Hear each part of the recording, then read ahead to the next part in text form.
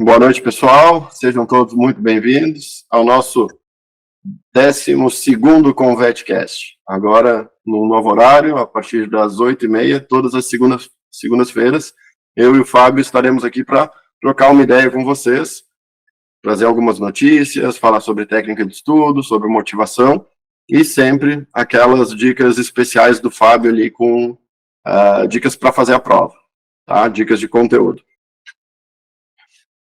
Eu queria lembrar a vocês sobre uma etapa que tem lá nos tutoriais iniciais que às vezes o pessoal passa batido, algumas pessoas até entendem ali como é que funciona, mas tem alguma dificuldade em implementar. O que seria isso?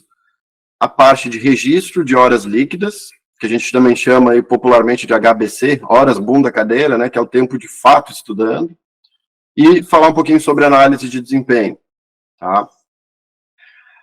Pessoal, cada vez mais a gente tem visto a importância desse registro de horas bem líquidas. Não adianta vocês se enganarem, começar a estudar, deixar o cronômetro aberto e pegar o celular, ficar numa rede social, ou sair para ir buscar água e comer alguma coisa e voltar. Esse tipo de coisa, na verdade, não contribui, só prejudica. A gente orienta vocês que as horas de estudos têm que ser bem líquidas. Qualquer coisa que tu vai levantar da cadeira, ou vai abrir um site, vai mexer em alguma coisa, preparar uma apostila, isso tu não está estudando ativamente, não é um estudo de fato. Então, se pausa o cronômetro. Saulo, mas por que tem que pausar o cronômetro? Não posso ter uma estimativa? Não é a mesma coisa? Não é a mesma coisa, pessoal. A gente constantemente recebe relatos de alunos falando que se impressionaram, se surpreenderam com a quantidade real de horas que estudam. Porque antes de fazer o registro da forma bem correta, bem como a gente preconiza, fica aquela sensação do, nossa, estudei a tarde toda, assim, estou indo super bem, estou estudando bastante. E aí essa mesma pessoa que tinha essa sensação começa a colocar no cronômetro e ver que a tarde toda, que seriam ali 5, 6 horas, estudou 2 horas, 3 horas. Porque procrastina, porque fica um pouquinho em rede social, porque se distrai com algumas coisas, faz lista de compras, sai para ir no banheiro e demora meia hora para voltar, 1 hora. Então, isso tudo começa a ficar mais claro na mente do concurseiro quando ele entende o que é a realidade da produtividade de estudo. E para isso, o registro é muito importante. Tem gente que pode não se adaptar a um aplicativo, mas pode registrar no timer, no celular. O importante é que, de fato, tu registre, porque, além dessa vantagem que eu falei, tem uma outra coisa importante. São as horas líquidas de estudo que vão te fazer bater a meta. Não são as horas sentado, né, geral. É a hora, de fato, líquida. E isso dispara um gatilho interessante na mente do concurseiro. Porque se o cronômetro está pausado, tu não vai bater a meta. Então, o que o concurseiro quer? Quem já está com aquela peso na consciência quando não está estudando, né? Quando tu está no embalo mesmo do estudo para o concurso, tu quer bater a meta. E aí, o que acontece? Tu se esforça mais ainda para estudar de fato, um estudo ativo, para ver aquele cronômetro andando, porque só assim tu vai chegar ali perto do final do teu ciclo, sabendo que tu bateu a meta. Então, isso serve, né, é uma técnica de estudo, mas isso ajuda muito na motivação também. Tu quer ver aquele cronômetro andando porque tu quer chegar mais perto, quer dizer, quer bater a meta o mais rápido possível, tá? Então, tem um outro fator que algumas pessoas relatam para nós, que é o fato de não se adaptar pela questão da ansiedade, tá? É compreensível, sem dúvida, mas vale a pena, às vezes, se esforçar um pouco e entender que não é na primeira semana, às vezes nas primeiras semanas que tu já sai batendo meta, porque tu tem que passar por uma fase de adaptação.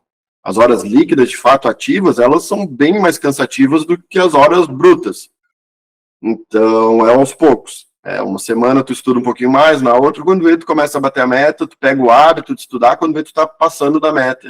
Então, isso é uma etapa importante e é uma fase que não tem como pular. Agora, se desde o início não tiver esse esforço a mais para se adaptar a essas técnicas de estudo, inclusive, né, principalmente essa que eu estou falando agora, do registro de horas líquidas, a tendência é abandonar e isso deixa o estudo mais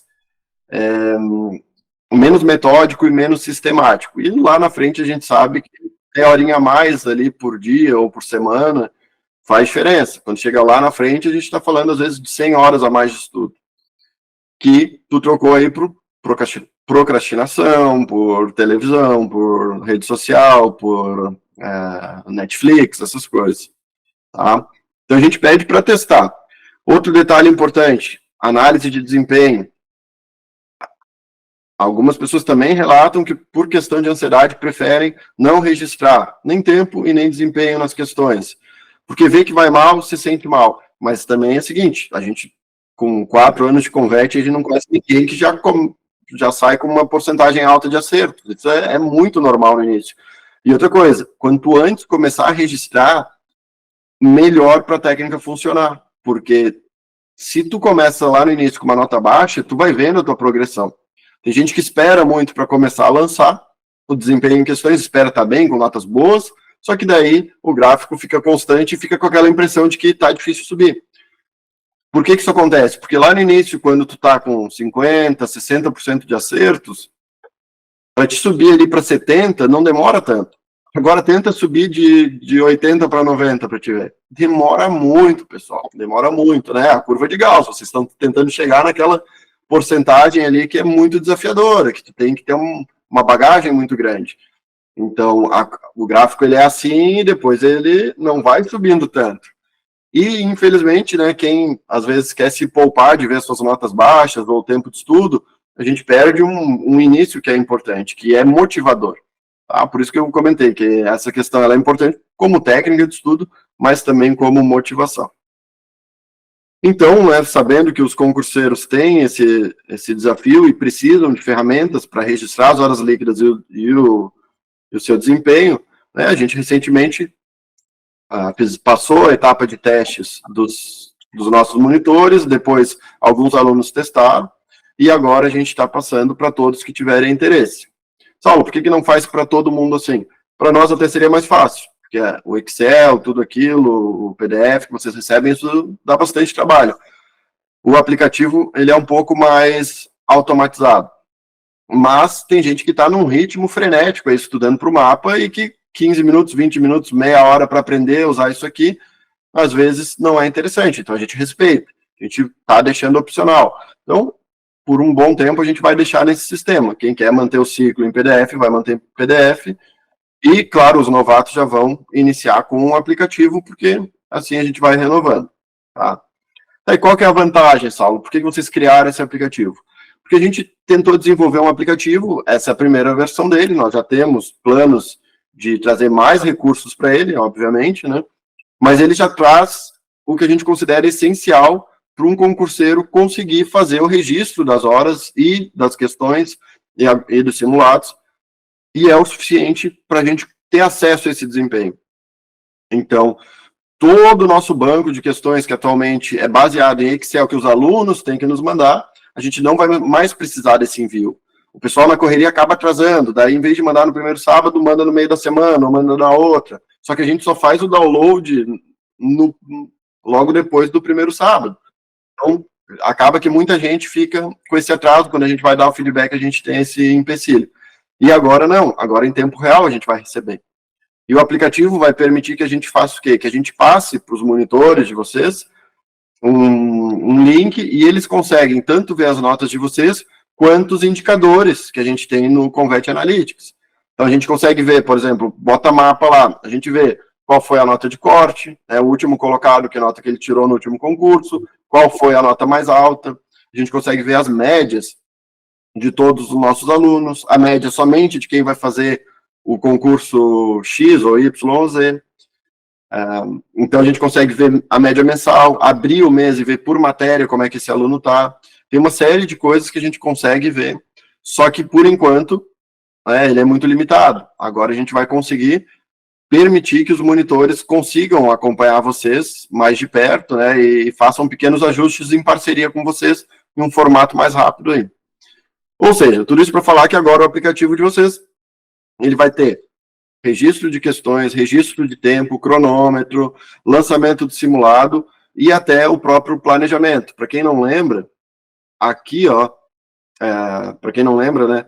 Aqui tem o menu do aplicativo, e indo em dashboard, depois clica em planejamento, todas as horas da semana que vocês vão ter que fazer por matéria vai estar aqui. Então aqui é a visão do todo. E depois vocês conseguem ver daí na sequência daqueles blocos coloridos que tem no PDF, eu já vou mostrar para vocês, vocês conseguem acompanhando por lá, que equivale à segunda página do PDF. Antes de passar, só para lembrar vocês, é que em lançamento de simulados que vocês vão colocar o número de acertos de questões em cada uma das matérias, que é importantíssimo que vocês façam isso a cada simulado para a gente receber essas informações e conseguir montar ranking, fazer as médias e tudo mais. Bem rapidamente, só para quem está fazendo essa migração, agora em vez de ter um círculo com todos os blocos, vocês vão enxergar um card por vez. Clicando aqui, vocês passam para o lado, e clicando aqui, vocês voltam para lá. Tá? Basicamente isso. Clicando no planejamento, ciclo, vai aparecer isso aqui. Clica aqui, abre o cronômetro, não tem mistério. Saulo, e como é que eu vou saber que eu estudei já aquele card, ou aquele bloco, né, como quiserem chamar? Então aqui o ET1, por exemplo, se ele estiver programado para meia hora de estudo, vocês vão dar play no cronômetro, vão botar manualmente. Quando cumprir a 1 hora dele, ele vai ficar cinza, vai aparecer aqui, ó, finalizado.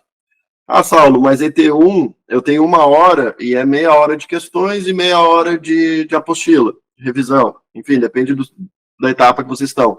Então, vocês vão estudar meia hora, vão selecionar, por exemplo, a apostila, estuda meia hora, salva.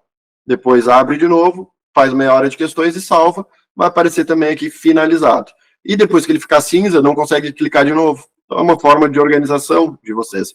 Equivale aos risquinhos que vocês faziam aqui, tá? Fechando a volta completa, então eu dei uma volta completa. Significa que tu, se estiver dentro da semana, tu bateu a meta, enfim, vai aparecer essa mensagem de ciclo reiniciado e ele libera todos novamente, tá? Ah, Saulo, por que tem para voltar e para avançar? Porque algumas pessoas, por exemplo, eu estou no trabalho, eu trabalho com inspeção e não tem nada no DIF, ou está quebrado alguma coisa, eu tenho tempo. Quero estudar a inspeção aqui porque está dentro das minhas atribuições. Pode estudar, tu vai marcar aqui inspeção, por exemplo. Né?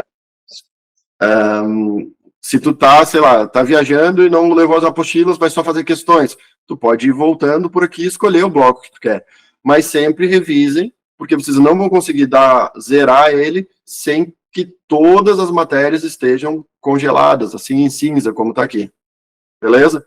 Vai aparecer processando antes de liberar. Então, só para lembrar para vocês, a importância do registro tem que ser horas bem líquidas, não adianta se enganar, vocês não estão nos enganando, né? A gente já é concursado, né? A jornada de vocês é vocês contra vocês mesmos. Principalmente, a gente estava conversando de mapa antes de iniciar a gravação. Mapa, sim, vai ser o concurso dos resilientes. Né? Quem está com constância, que está superando essa prorrogação da prova, esse edital complexo, diferente de tudo que vocês estavam habituados. Quem não desistir, a chance de ser nomeado é gigantesca, seja na primeira chamada, seja nas posteriores aí, porque é um cadastro de reserva muito grande. E só para finalizar, hoje o Servir Brasil, que é a Frente Parlamentar em Defesa do Serviço Público, publicou que a intenção do MGI é, de fato, tornar anual esse concurso. Mais uma notícia boa, então, pegar ritmo, quem está começando agora ou não se inscreveu para o mapa, pega ritmo, porque ano que vem provavelmente tem demais. A gente vai divulgar em breve essa notícia aí, e vindo lá da frente parlamentar, ela é bem interessante, tá? Era o que eu tinha para falar hoje, um grande abraço, bons estudos. Beleza. Pessoal, quanto a isso, também fazer um comentário que a professora Dalila, na semana passada, eu tive uma conversa com ela estava me falando que como foi bom, por exemplo, a gente pegar um engenheiro ambiental para a parte do bloco 2, né? Principalmente bloco 2 e 4, eu acho, que caía a parte mais de ambiental. Ela falou assim, o agrônomo, ele tem uma visão diferente da parte de solo, que é muito voltada para a agricultura, muito diferente da parte ambiental de quem quer proteger o solo, quem cuida por exemplo, da prevenção de enchentes, de outras coisas, que é o caso do professor Nicolas, que ele é um engenheiro ambiental e o doutorado dele é na área, né? Ela falou assim, ele tem uma visão completamente diferente de um engenheiro agrônomo. Se ela fosse dar a mesma aula, ela teria outra, vamos dizer assim, outro enfoque e não aquele. Ela vai concorrer para agrônomo, né? Então ela vai com outra, já com outra pegada diferente dos concorrentes, porque cada profissão tem um enfoque diferente. Então, ela elogiou muito o trabalho do professor Nicolas e a gente também gostou bastante das aulas dele. E falar para vocês que prestem bastante atenção naquelas aulas, porque ele trouxe ali, vamos dizer assim, o viés, o olhar ambientalista, que é muito predominante nessa prova. Então, assim, à primeira vista, ela parece uma prova muito voltada para agronomia, mas desde o início, desde o começo, lá quando saiu o edital, a gente fala que ela tem um aspecto muito forte ambiental. Então, muitas leis de proteção ambiental, e isso é muito importante ter já esse pensamento na hora de resolver questões, tá? Então, fiquem ligados quanto a isso. E fazer um comentário ao que estava falando, né, que a importância de dados, de cadastrar notas, notas de simulados, horas de estudo. Existe o pai da administração moderna, da atual gestão, que é o Peter Drucker, prêmio Nobel. Ele fala, a frase mais famosa dele é: o que pode ser medido pode ser melhorado. Então, a contrário senso, o que a gente não mede, a gente não sabe se está melhorando ou não. Mas o que a gente mede, a gente sabe quando melhora. Então, é o primeiro passo. Então, a gente investe nisso, investe em aplicativo para facilitar essa tomada de dados. E hoje, inclusive com inteligência artificial, a gente está falando do futuro, está falando de decisões baseadas em dados. Então, muito importante, pessoal, cadastrem, usem controle de horário, aproveitem os ciclos, cadastrem os acertos em questões, porque isso ajuda muito a vocês entenderem, e nós também, aonde precisamos melhorar. Beleza? Então vamos para a dica de hoje. A dica de hoje é relacionada à pessoa idosa. Então, por que eu não coloco aqui o Estatuto do Idoso, que é uma lei que uma lei promulgada em 2003, entrou em vigor em 2004, porque o programa, o governo chama assim, ele tem lá o próprio material dele, que é a pessoa idosa como sujeito de direitos. Então é assim que o governo trata essa questão do idoso desde o início.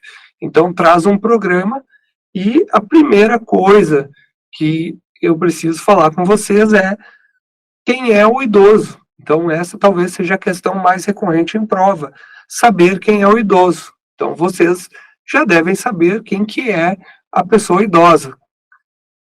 Responda aí no chat. Qual é a idade? A partir de que idade a pessoa é considerada idosa? Quero ver aí quem é que está ligado.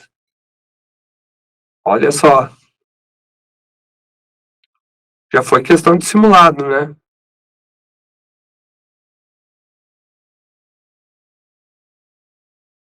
Aí, várias pessoas responderam.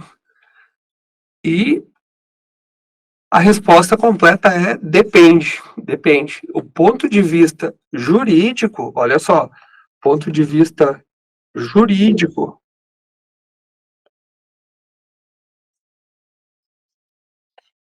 é 60 anos, porque a lei fala que é 60 anos, mas é do ponto de vista jurídico, então muito cuidado com isso.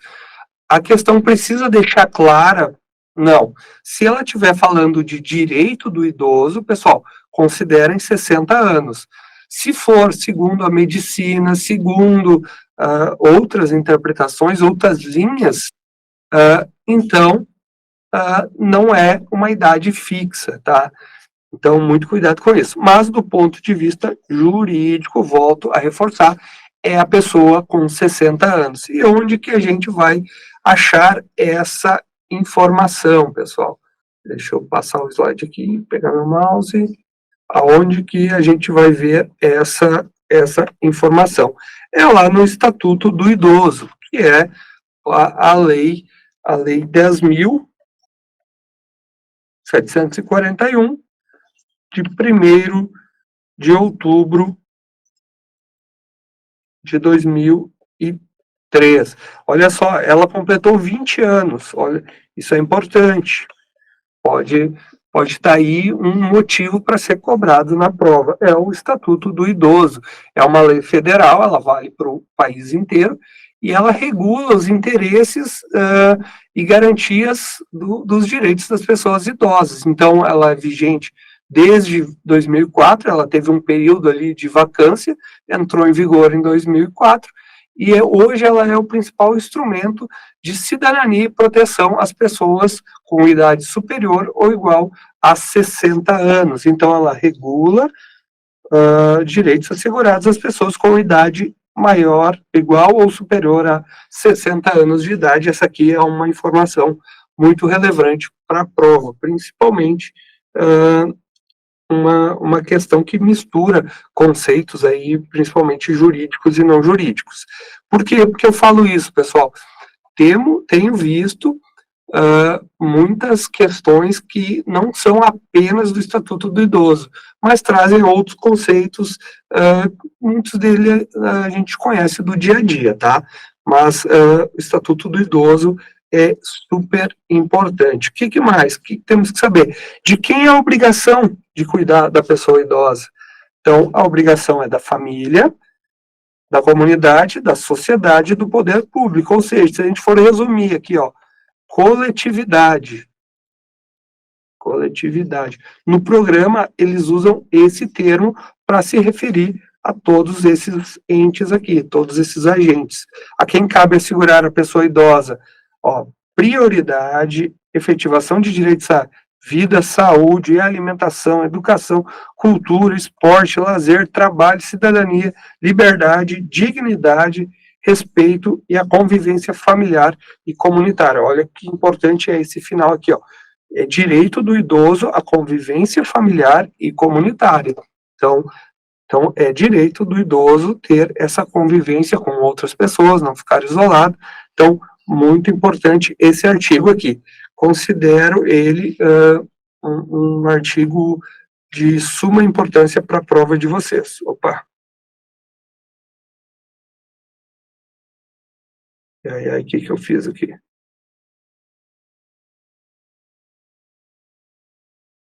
Só um pouquinho que eu fechei.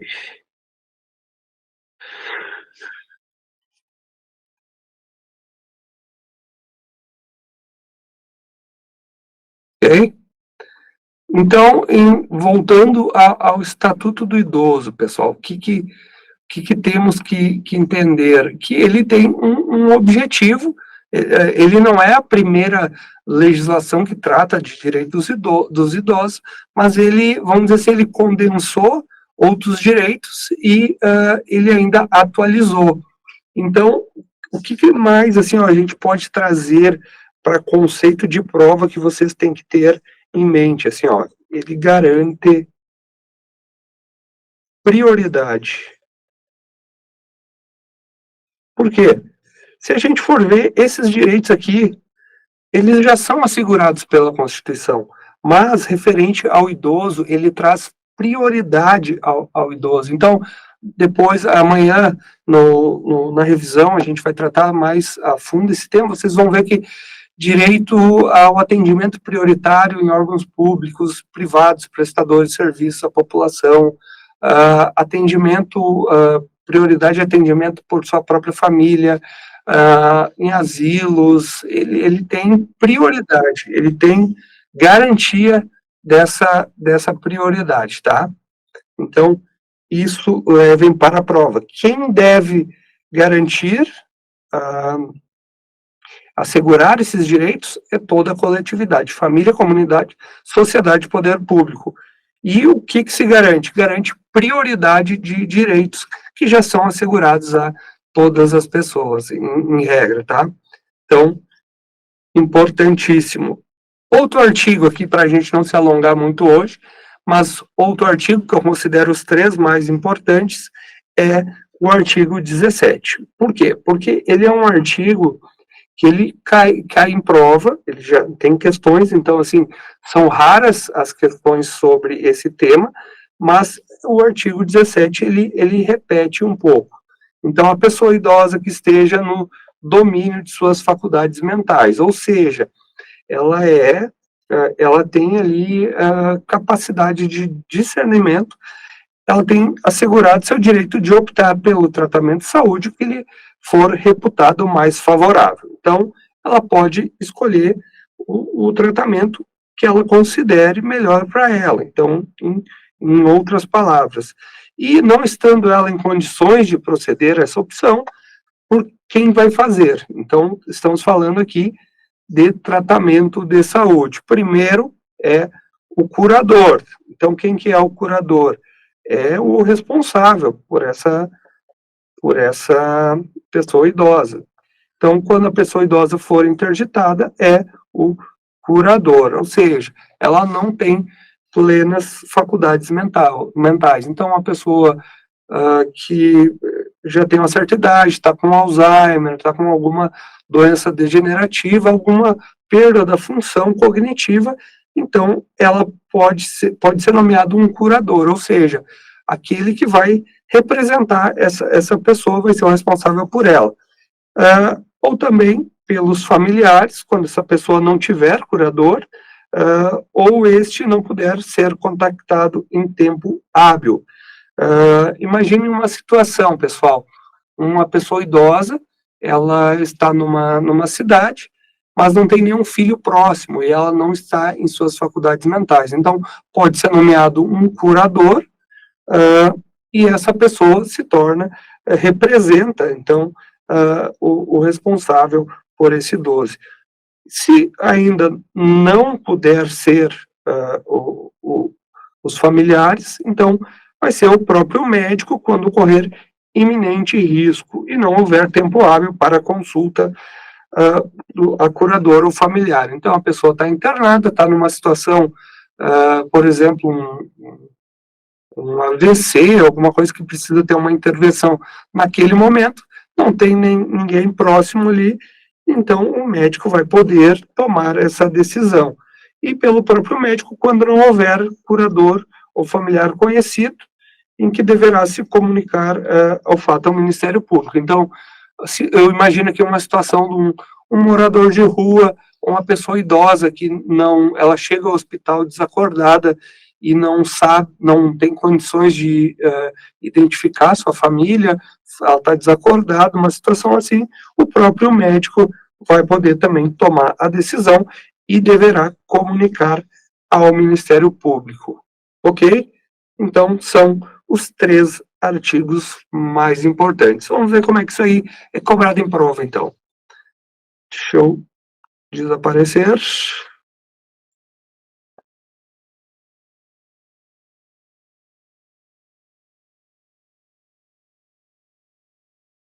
Vou dar um tempinho, vocês respondam ali e a gente comenta essa questão.